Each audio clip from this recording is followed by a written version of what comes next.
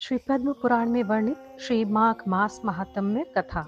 अध्याय 4। इस अध्याय का विषय है यमलोक से लौटी हुई कन्याओं द्वारा वहां की अनुभूत बातों का वर्णन। राजा दिलीप ने पूछा, मुने, यमलोक से लौटकर आई हुई उन साध्वी कन्याओं ने अपनी माताओं और बंधुओं से वहां का वृतांत कैसा बतलाया?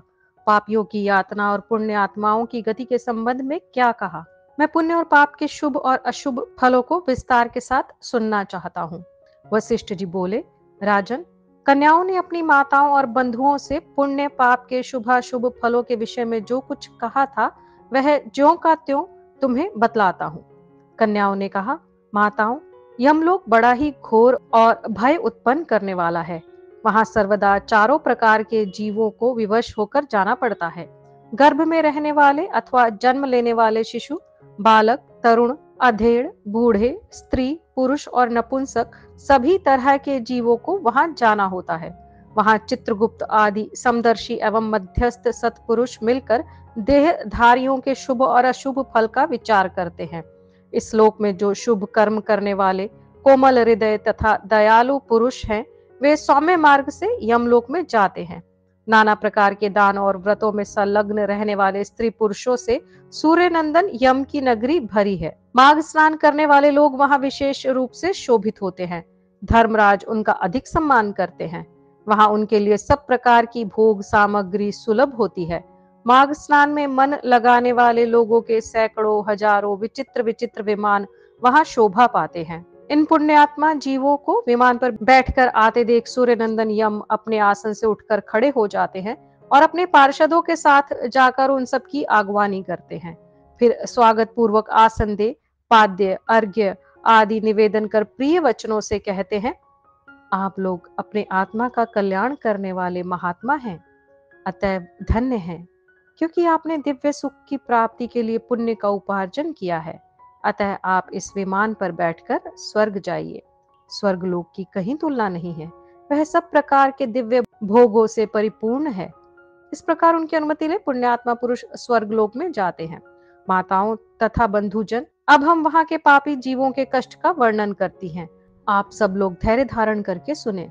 जो क्रूरतापूर्ण कर्म करने वाले और दान न देने वाले पापी जीव हैं, वे वहां यमराज के घर में अत्यंत भयंकर दक्षिण मार्ग से जाते हैं। यमराज का नगर अनेक रूपों में स्थित है। उसका विस्तार चारों ओर से 86,000 योजन समझना चाहिए। पुण्य कर्म करने वाले पुरुषों को वह बहुत निकट सा जान पड़ता है, किंतु भयंकर मार्ग से जाने वाले पापी जीवों के लिए वह अत्यंत दूर है। वह मार्ग कहीं तो तीखे कांटों से भरा होता है और कहीं रेत एवं कंकड़ों से।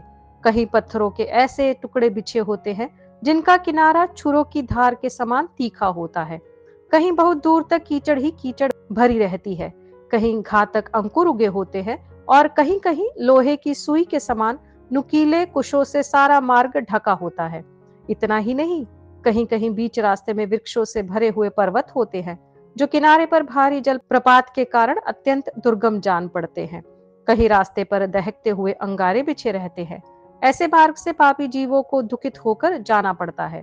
कहीं ऊंचे नीचे गड्ढे, कहीं फिसला देने वाले चिकने ढेले, कहीं खूब तपी हुई बालू और कहीं तीखी कीलों से वह मार्ग व्याप्त रहता है।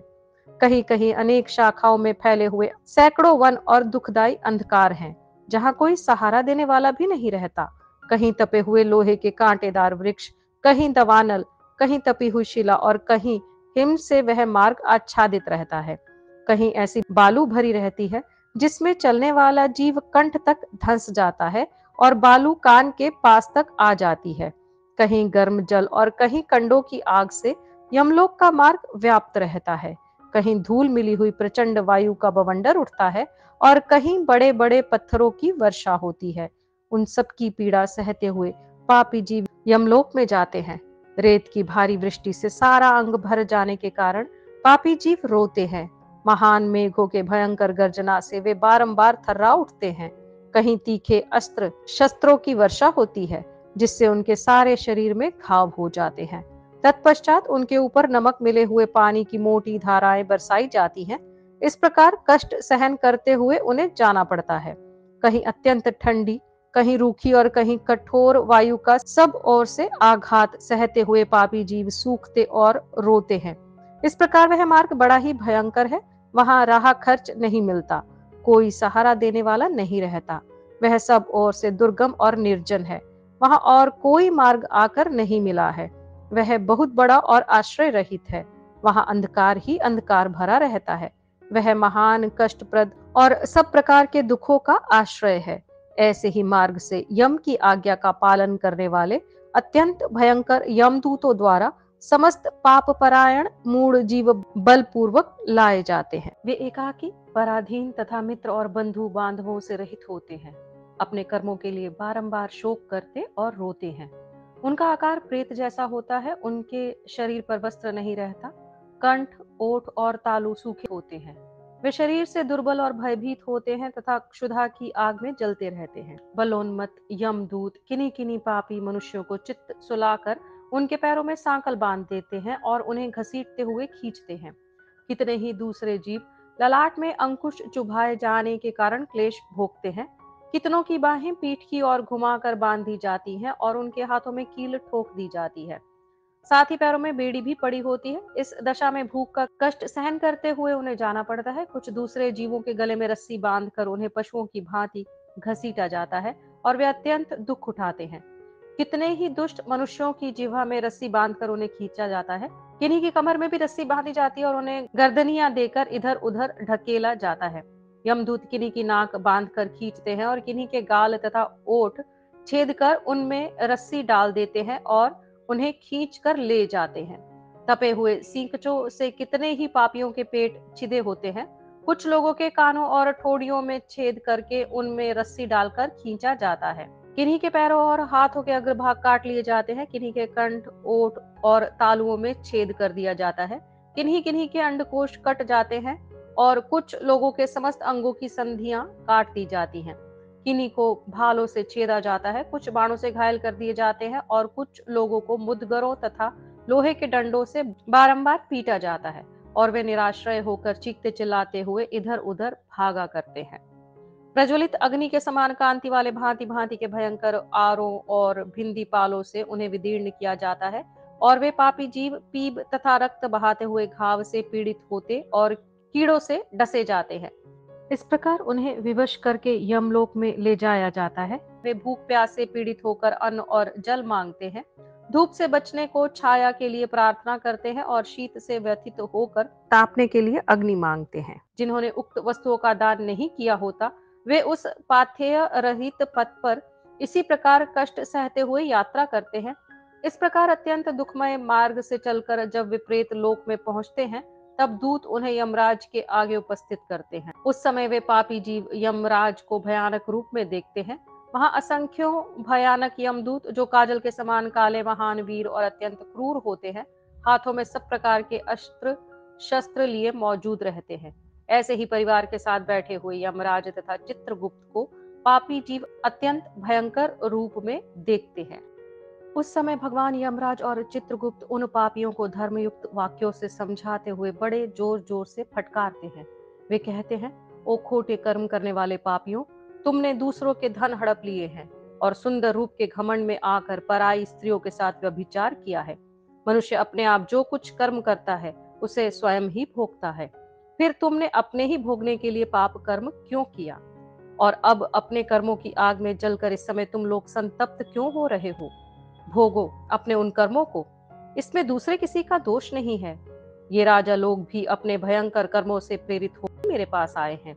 इन्हें अपनी खोटी बुद्धि और बल का बड़ा घमंड था। अरे ओ दुराचारी राजाओं, तुम लोग प्रजा का सर्वनाश करने वाले हो। अरे थोड़े समय तक रहने वाले राज्य के लिए तुमने पाप क्यों किया? राज्य के लोभ में पड़कर मोहवश बलपूर्वक अन्याय से जो तुमने प्रजाजनों को दंड दिया है, इस समय उसका फल भोगो। कहाँ है वह राज्य और कहाँ गई वह रानी जिसके लिए तुमने पाप कर्म किया था? अब तो सबको छोड़कर तुम अकेले ही यहाँ खड़े हो। यहाँ वह बल नहीं दिखाई देता जिससे तुमने प्रजाओं का विध्वंस किया। इस समय यमदूतों की मार पड़ने पर कैसा लग रहा है? इस तरह नाना प्रकार के वचनों द्वारा यमराज के उलाहना देने पर राजा अपने अपने कर्मों को सोचते हुए चुपचाप खड़े रह जाते हैं। इस प्रकार राजाओं से धर्म की बात कहकर धर्मराज उनके पापंक की शुद्धि के लिए अपने दूतों से इस प्रकार कहते हैं, ओ चंड, ओ महाचंड, तुम इन राजाओं को पकड़कर ले जाओ और क्रमशः नरक की आग में डालकर इन्हें पापों से शुद्ध करो। तब वे दूत शीघ्र ही उठकर राजाओं के पैर पकड़ लेते हैं और उन्हें बड़े वेग से आकाश में घुमाकर ऊपर फेंकते हैं। तत्पश्चात उन्हें पूरा बल लगाकर तपाई हुई शिला पर बड़े वेग से पटकते हैं, मानो किसी महान वृक्ष पर वज्र से प्रहार करते हों। शिला पर गिरने से उनका शरीर चूर चूर हो जाता है, रक्त के स्तोत्र बहने लगते हैं और जीव अचेत एवं निश्चेष्ट हो जाता है। तदनंतर वायु का स्पर्श होने पर वह धीरे धीरे फिर सांस लेने लगता है। उसके बाद पाप की शुद्धि के लिए उसे नरक के समुद्र में डाल दिया जाता है। इस पृथ्वी के नीचे नरक की 28 कोटियां हैं। वे 7वें तल के अंत में भयंकर अंधकार के भीतर स्थित हैं। उनमें पहली कोटि का नाम घोरा है, उसके नीचे सुघोरा की स्थिति है, तीसरी अति घोरा, चौथी महाघोरा और 5वीं कोटि घोर रूपा है। छठी का नाम तरल तारा, 7वीं का भयानका, 8वीं का काल रात्रि और 9वीं का भयोत्कटा है। उसके नीचे 10वीं कोटि चंडा है, उसके भी नीचे महाचंडा है, 12वीं का नाम चंड कोलाहला है। उसके बाद प्रचंडा, नर नायिका, कराला, विकराला और व्रजा है। 3 अन्य नरकों के साथ व्रजा की 20वीं संख्या है। इसके सिवा त्रिकोणा, पंचकोणा, सुदीर्घा, परिवर्तुला, सप्तभौमा, अष्टभौमा, दीप्ता और माया, ये 8 और हैं। इस प्रकार नरक की कुल 28 कोटियां बताई गई हैं। उपर्युक्त कोटियों में से प्रत्येक के 5-5 नायक हैं, उनके नाम सुनो। उसमें पहला रौरव है, जहां देहधारी जीव रोते हैं। दूसरा महारौरव है, जिसकी पीड़ाओं से बड़े बड़े जीव भी रो देते हैं। तीसरा तम, चौथा शीत और 5वां उष्ण है। ये प्रथम कोटि के 5 नायक माने गए हैं। इनके सिवा सुघोर, सुतम, तीक्ष्ण, पद्म, संजीवन, शठ महामाय, अतिलोम, सुभीम, कटकंठ, तीव्रवेग, कराल, विकराल, प्रकंपन, महापद्म, सुचक्र, कालसूत्र, प्रतर्दन, सूचिमुख, सुनेमी, खादक, सुप्रदीपक, कुंभिपाक, सुपाक, अति दारुण कूप, अंगार राशि, भवन, असरी कपूयरद, विरामय, तुंड, शकुनी, महासंवर्तक, क्रतु, तप्त जतु, पंकलेप, पूतिमास, द्रव, त्रपु, उच्छ्वास, निरुच्छ्वास, सुदीर्घ, कूट, शालमली, दुरिष्ट, सुमहानाद, प्रभाव, सुप्रभावन, ऋक्ष, मेष, वृष, शल्य, सिंहासन, व्याघ्रानन, मृगानन, सूकरानन, श्वानन, महिषानन, वृकानन, मेषवरानन, ग्राह, कुंभीर, नक्र, सर्प, कूर्म, वायस, गृध, उलूक, जलूका, शार्दूल, कपि, कर्कट, गंड, पूति, वक्त्र, रक्ताक्ष, पूति, मृतक, कणाधूम, तुषाग्नि, कृमि, निचय, अमेय, अप्रतिष्ठ, रुधिरान, स्वभोजन, ललाभक्ष, आत्मभक्ष, सर्वभक्ष, सुदारुण, संकष्ट, सुबिलास, सुकट, संकट, कट, पुरीश, कटाह, कष्टदायिनी, वैतरणी नदी, सुतप्त, लोह शंकु, अय शंकु, प्रपूर्ण, घोर, असितालवन, अस्थिभंग, प्रपीड़क, नीलयंत्र, अत सियंत्र, इक्षुयंत्र, कूट, अंश प्रमर्दन, महाचूर्णी, सुचूर्णी, तप्त लोहमयी शिला, क्षुर, धाराभ पर्वत, मल पर्वत, मूत्रकूप, विष्टाकूप, अंधकूप, पूयकूप, शातन, मुसलोलुखल, यंत्रशिला, शकट लांगल, ताल पत्रासिवन, महामशक मंडप, सम्मोहन, अतिभंग, तप्तशूल, अयो, गुड़, बहुदुख, महादुख, कश्मल, शमल, हालाहल, विरूप, भीमरूप, भीषण, एकपाद, द्विपाद, त्रिव तथा अवीची। यह अवीची अंतिम नरक है। इस प्रकार क्रमशः 5-5 के 28 समुदाय माने गए हैं। एक एक समुदाय एक एक कोटि का नायक है। रौरव से लेकर अवीची तक कुल 140 नरक माने गए हैं। इन सब में पापी मनुष्य अपने अपने कर्मों के अनुसार डाले जाते हैं और जब तक भांति भांति की यातनाओं द्वारा उनके कर्मों का भोग समाप्त नहीं हो जाता, तब तक वे उसी में पड़े रहते हैं। जैसे सुवर्ण आदि धातु जब तक उनकी मैल ना जल जाए तब तक आग में तपाए जाते हैं, उसी प्रकार पापी पुरुष पाप क्षय होने तक नरकों की आग में शुद्ध किए जाते हैं। इस प्रकार क्लेश सहकर जब ये प्राय शुद्ध हो जाते हैं, तब शेष कर्मों के अनुसार पुनः इस पृथ्वी पर आकर जन्म ग्रहण करते हैं। तृण और झाड़ी आदि के भेद से नाना प्रकार के स्थावर होकर वहां के दुख भोगने के पश्चात पापी जीव कीड़ों की योनि में जन्म लेते हैं। फिर कीट योनि से निकलकर क्रमशः पक्षी होते हैं। पक्षी रूप से कष्ट भोग कर मृग योनि में उत्पन्न होते हैं, वहां के दुख भोग कर अन्य पशु योनि में जन्म लेते हैं, फिर क्रमशः गो योनि में आकर मरने के पश्चात मनुष्य होते हैं। माताओं, हमने यमलोक में इतना ही देखा है। वहां पापी को बड़ी भयानक यातनाएं होती हैं। वहां ऐसे ऐसे नरक हैं जो ना कभी देखे गए थे और ना कभी सुने ही गए थे। वह सब हम लोग ना तो जान सकती हैं और ना देख ही सकती हैं। माताएं बोली, बस बस, इतना ही बहुत हुआ, अब रहने दो। इन नरक यातनाओं को सुनकर हमारे सारे अंग शिथिल हो गए हैं, हृदय में भय छा गया है। बारंबार उनकी याद आ जाने से हमारा मन सुध बुध खो बैठता है। आंतरिक भय के उद्रेक से हम लोगों के शरीर में रोमांच हो आया है। कन्याओं ने कहा, माताओं, इस परम पवित्र भारतवर्ष में जो हमें जन्म मिला है, यह अत्यंत दुर्लभ है। इसमें भी हजार हजार जन्म लेने के बाद पुण्य राशि के संचय से कदाचित कभी जीव मनुष्य योनि में जन्म पाता है। परंतु जो माघ स्नान में तत्पर रहने वाला है, उनके लिए कुछ भी दुर्लभ नहीं है। उन्हें यहाँ ही परम मोक्ष मिल जाता है और प्राप्त भोग सामग्री भी सुलभ होती है। भारतवर्ष को कर्म भूमि कहा गया है। अन्य जितनी भूमियां हैं वे भोग भूमि मानी जाती हैं। यहाँ यति तपस्या और याचक यज्ञ करते हैं तथा यहीं पारलौकिक सुख के लिए श्रद्धा पूर्वक दान दिए जाते हैं। कितने ही धन्य पुरुष यहीं माघ स्नान करते तथा तपस्या करके अपने कर्मों के अनुसार ब्रह्मा, इंद्र, देवता और मरुद गणों का पद प्राप्त करते हैं। यह भारतवर्ष सभी देशों से श्रेष्ठ माना गया है, क्योंकि यही मनुष्य धर्म तथा स्वर्ग और मोक्ष की सिद्धि कर सकते हैं। इस पवित्र भारत देश में क्षणभंगुर मानव जीवन को पाकर जो अपने आत्मा का कल्याण नहीं करता, उसने अपने आप को ठग लिया। मनुष्यों में भी अत्यंत दुर्लभ ब्राह्मणत्व को पाकर जो अपना कल्याण नहीं करता, उससे बढ़कर मूर्ख कौन होगा। कितने ही काल के बाद जीव अत्यंत दुर्लभ मानव जीवन प्राप्त करता है। इसे पाकर ऐसा करना चाहिए जिससे कभी नरक में ना जाना पड़े। देवता लोग भी यह अभिलाषा करते हैं कि हम लोग कब भारतवर्ष में जन्म लेकर माघ मास में प्रातःकाल किसी नदी या सरोवर के जल में गोता लगाएंगे। देवता यह गीत गाते हैं कि जो लोग देवत्व के पश्चात स्वर्ग और मोक्ष प्राप्ति के मार्ग भूत भारतवर्ष के भूभाग में मनुष्य जन्म धारण करते हैं, वे धन्य हैं। हम नहीं जानते कि स्वर्ग की प्राप्ति कराने वाले अपने पुण्य कर्म के क्षीण होने पर किस देश में हमें पुनः देह धारण करना पड़ेगा। जो भारतवर्ष में जन्म लेकर सब इंद्रियों से युक्त हैं, किसी भी इंद्रिय से हीन नहीं है, वे ही मनुष्य धन्य हैं। अतः माताओं, तुम भय मत करो, भय मत करो, आदर पूर्वक धर्म का अनुष्ठान करो। जिनके पास दान रूपी राह खर्च होता है, वे यमलोक के मार्ग पर सुख से जाते हैं। अन्यथा उस पाथेय रहित पथ पर जीव को क्लेश भोगना पड़ता है। ऐसा जानकर मनुष्य पुण्य करे और पाप छोड़ दे। पुण्य से देवत्व की प्राप्ति होती है और अधर्म से नरक में गिरना पड़ता है। जो किंचित भी देवेश्वर भगवान श्री हरि की शरण में गए हैं, वे भयंकर यमलोक का दर्शन नहीं करते। बांधवों, यदि तुम लोग संसार बंधन से छुटकारा पाना चाहते हो तो सच्चिदानंद स्वरूप परम देव श्री नारायण की आराधना करो। यह चराचर जगत आप लोगों की भावना संकल्प से ही निर्मित है। इसे बिजली की तरह चंचल क्षण भंगुर समझकर श्री जनार्दन का पूजन करो। अहंकार विद्युत की रेखा के समान व्यर्थ है, इसे कभी पास न आने दो। शरीर मृत्यु से जुड़ा हुआ है, जीवन भी चंचल है।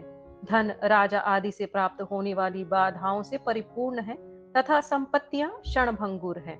माताओं, क्या तुम नहीं जानती? आधी आयु तो नींद में चली जाती है, कुछ आयु भोजन आदि में समाप्त हो जाती है, कुछ बालकपन में, कुछ बुढ़ापे में और कुछ विषय भोगों के सेवन में ही बीत जाती है। फिर कितनी आयु लेकर तुम धर्म करोगी? बचपन और बुढ़ापे में तो भगवान के पूजन का अवसर नहीं प्राप्त होता। अतः इसी अवस्था में अहंकार शून्य होकर धर्म करो। संसार रूपी भयंकर गड्ढे में गिरकर नष्ट ना हो जाओ। यह शरीर मृत्यु का घर है तथा आपत्तियों का सर्वश्रेष्ठ स्थान है। इतना ही नहीं, यह रोगों का भी निवास स्थान है और मल आदि से भी अत्यंत दूषित रहता है। माताओं, फिर किस लिए इसे स्थिर समझकर तुम पाप करती हो? यह संसार निस्सार है और नाना प्रकार के दुखों से भरा है। इस पर विश्वास नहीं करना चाहिए, क्योंकि एक दिन तुम्हारा निश्चय ही नाश होने वाला है। बांधवों, तुम सब लोग सुनो, हम बिल्कुल सच्ची बात बता रहे हैं। शरीर का नाश बिल्कुल निकट है, अतः श्री जनार्दन का पूजन अवश्य करना चाहिए। सदा ही श्री विष्णु की आराधना करते रहो। यह मानव जीवन अत्यंत दुर्लभ है। बंधुओं, स्थावर आदि योनियों में अरबों खरबों बार भटकने के बाद किसी तरह मनुष्य का शरीर प्राप्त होता है। मनुष्य होने पर भी देवताओं के पूजन और दान में मन लगना तो और भी कठिन है। माताओं, योग बुद्धि सबसे दुर्लभ है। जो दुर्लभ मनुष्य शरीर को पाकर सदा ही श्री हरि का पूजन नहीं करता, वह आप ही अपना विनाश करता है। उससे बढ़कर मूर्ख कौन होगा? तुम लोग दंभ का आचरण छोड़कर चक्र सुदर्शनधारी भगवान विष्णु की पूजा करो। हम लोग बारंबार भुजाएं उठाकर तुम्हारे हित की बात कहती हैं। सर्वथा भक्ति पूर्वक भगवान विष्णु का पूजन करना चाहिए और मनुष्यों के साथ ईर्ष्या का भाव छोड़ देना चाहिए। सबके धारण करने वाले जगदीश्वर भगवान अच्युत की आराधना किए बिना संसार सागर में डूबे हुए तुम सब लोग कैसे पार जाओगे? माताओं, अधिक कहने की क्या आवश्यकता, हमारी यह बात सुनो। जो प्रतिदिन तन्मय होकर भगवान गोविंद के गुणों का गान तथा नामों का संकीर्तन सुनते हैं, उन्हें वेदों से, तपस्या से, शास्त्रोक्त दक्षिणा वाले यज्ञों से, पुत्र और स्त्रियों से, संसार के कृत्यों से तथा घर खेत और बंधु बांधवों से क्या लेना है? इसलिए तुम लोग भय छोड़कर श्री केशव की आराधना करो, शालग्राम शिला का निर्मल एवं शुद्ध चरणामृत पियो तथा भगवान विष्णु के दिन एकादशी का उपवास किया करो। जब सूर्य मकर राशि पर स्थित हो, उस समय प्रतिदिन प्रातःकाल स्नान करो, साथ ही पति की सेवा में लगी रहो। नरक का भय तो तुम्हें दूर से ही छोड़ देना चाहिए, क्योंकि सब पापों का नाश करने वाली परम पवित्र एकादशी तिथि प्रत्येक पक्ष में आती है। फिर तुम्हें नरक से भय क्यों हो रहा है? घर से बाहर के जल में स्नान करने से पुण्य प्रदान करने वाला माघ मास भी प्रतिवर्ष आया करता है। फिर तुम्हें नरक से भय क्यों होता है? वशिष्ठ जी कहते हैं, राजन, वे कन्याएं अपनी माताओं से इस प्रकार कहकर पुनः माघ स्नान, उपवास आदि व्रत, धर्म तथा दान करने लगी। इस प्रकार श्री पद्म पुराण में वर्णित माघ मास महात्म्य का चौथा अध्याय संपूर्ण हुआ। अपने सनातन और वैदिक इतिहास से जुड़ने के लिए कृपया इस चैनल को सब्सक्राइब करें। ओम नमो भगवते वासुदेवाय।